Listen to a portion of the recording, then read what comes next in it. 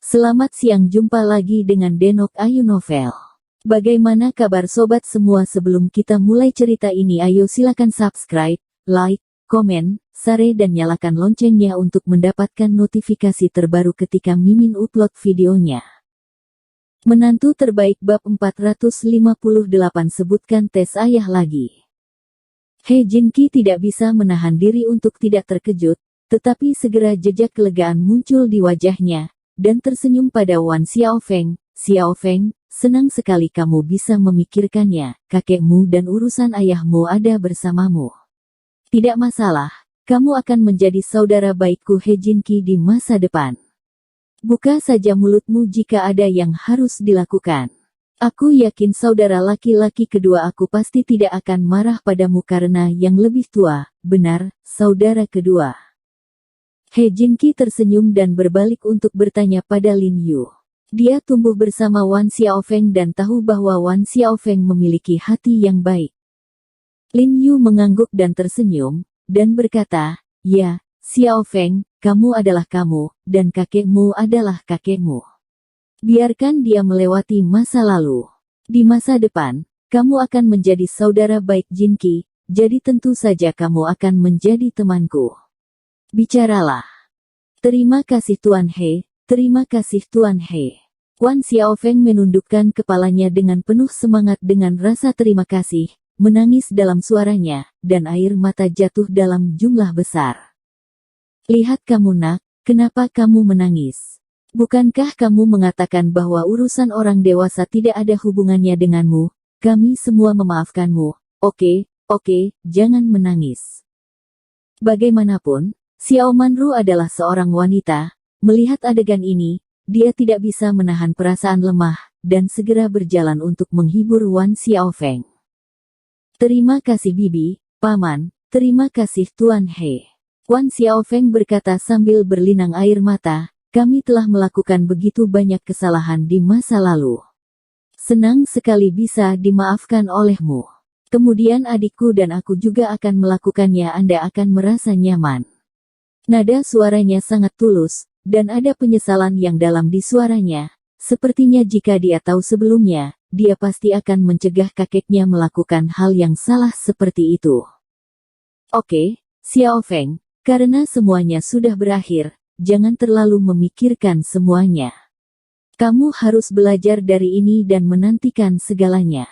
Mulai sekarang, kamu dan saudaramu akan mengelola Wanjia kamu dengan baik dan membantu Wanjia mendapatkan kembali kejayaannya yang dulu." Xiao Manru menghiburnya. "Terima kasih, Bibi, kalau begitu aku pergi dulu." Wan Xiaofeng menyeka air mata dari wajahnya, lalu membungkuk lagi kepada He Zizhen dan Lin Yu, berbalik dan berjalan keluar. "Paman kedua, Bibi kedua, kalau begitu aku akan pergi juga." He Jinki menyapa, dan dengan cepat keluar dengan tongkat. "Hei, dia juga anak malang." Xiao Manru tidak bisa menahan nafas sambil melihat punggung Wan Xiaofeng. He Zizhen tersenyum, bijaksana, dan diam. Lin Yu tidak bisa membantu tetapi menggelengkan kepalanya dan tersenyum pahit, seolah-olah dia masih sedikit terkejut dengan sikap Wan Xiaofeng.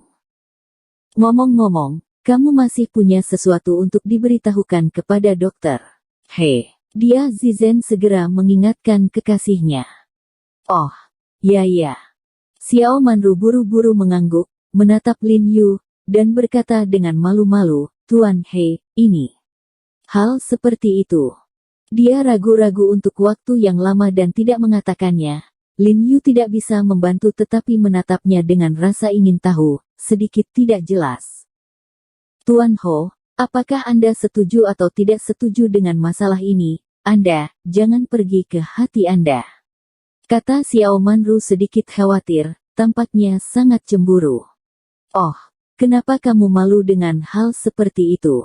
Dr. Ho juga pria yang tampan dengan hati yang besar, jadi tidak ada yang namanya ketakutan, biarkan aku bicara."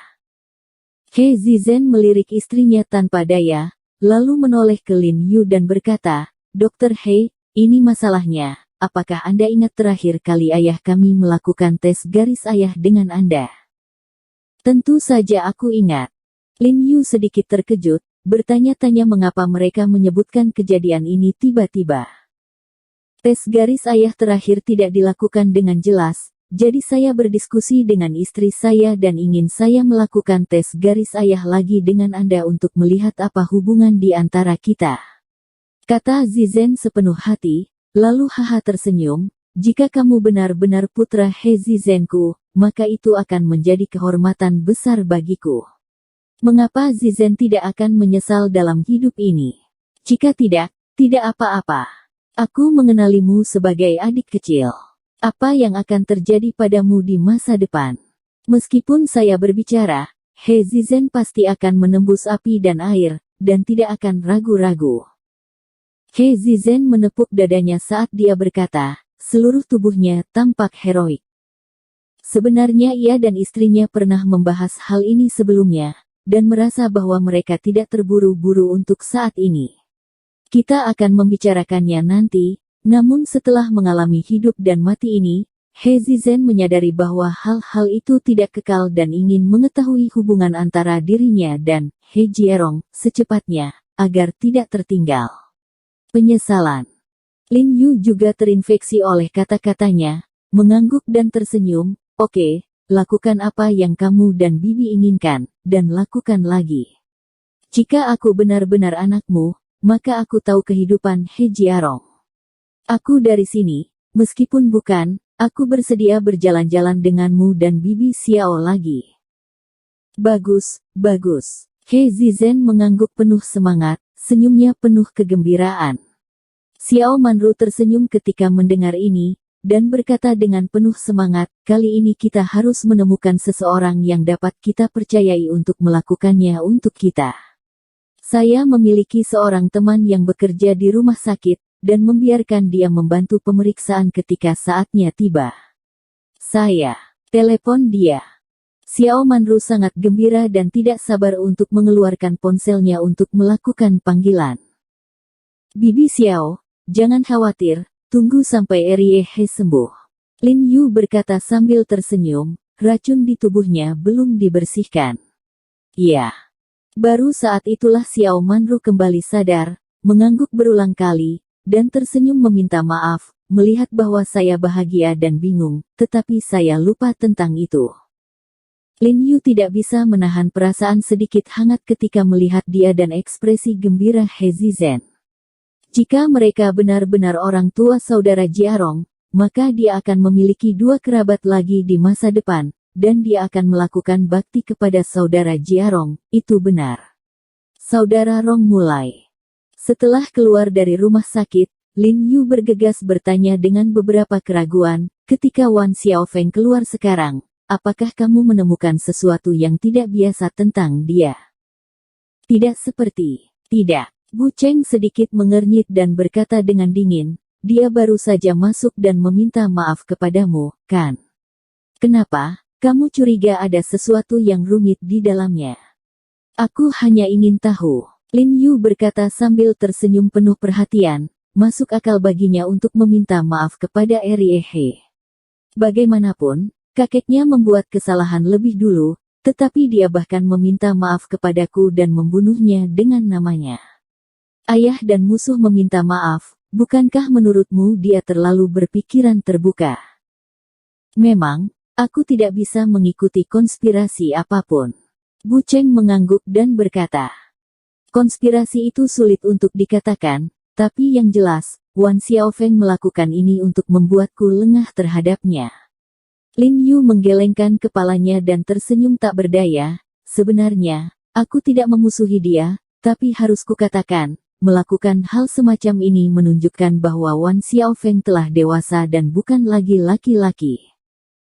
Baik kakek maupun ayahnya tidak bisa menyakiti suaminya sedikit, jadi trik apa yang bisa dia lakukan? Bu Cheng mendengus dan berkata dengan acuh tak acuh, jika suami tidak nyaman dengannya, aku bisa melakukannya sekarang. Pergi bunuh dia. Dulu, ketika Wan Clan makmur, mudah baginya untuk membunuh Wan Xiaofeng, apalagi sekarang Wan Clan sedang menurun.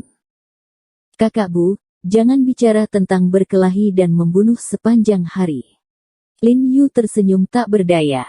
Wan Xiaofeng baru saja datang untuk meminta maaf pada dirinya sendiri, tetapi Bu Cheng hendak membunuhnya.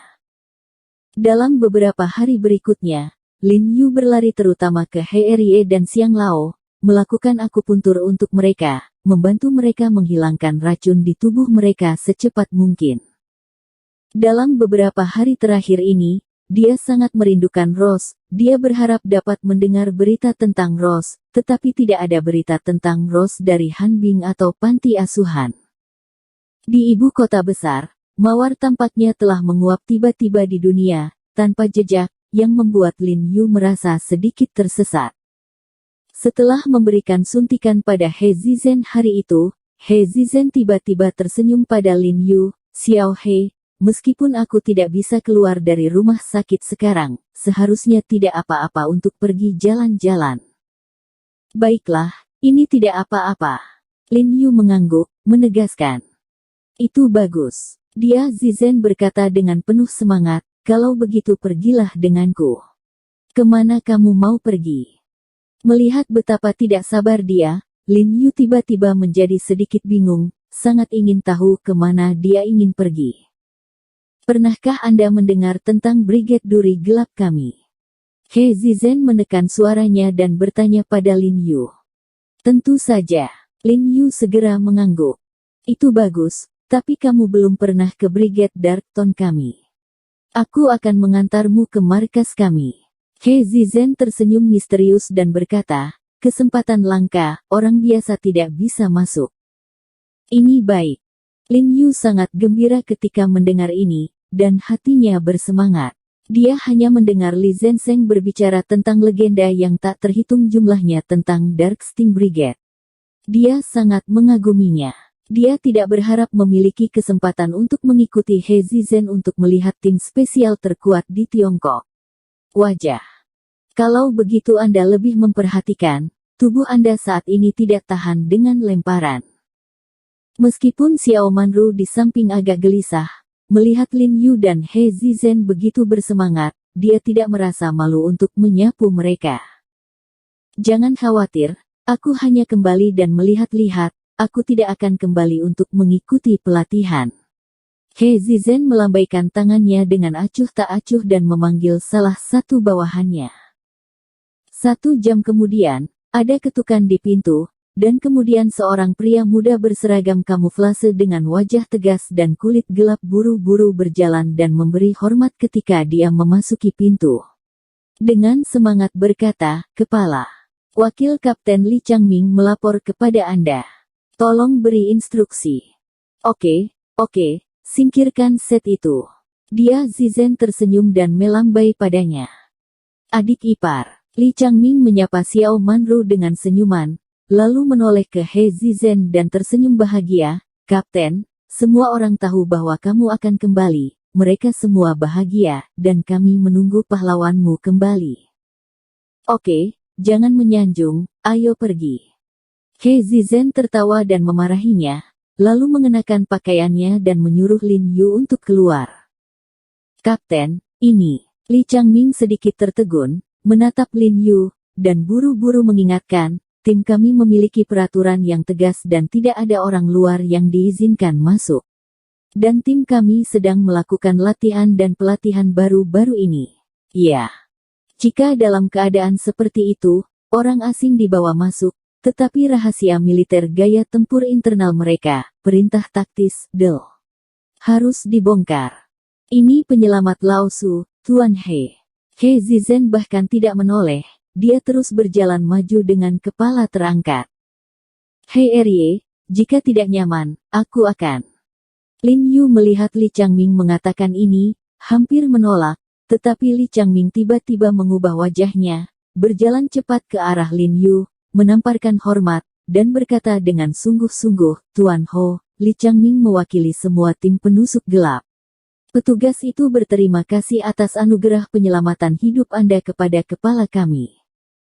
Berbicara tentang sisi tubuhnya, dia mengulurkan tangannya dan memberi isyarat tolong, dan dengan hormat berkata, "Tolong."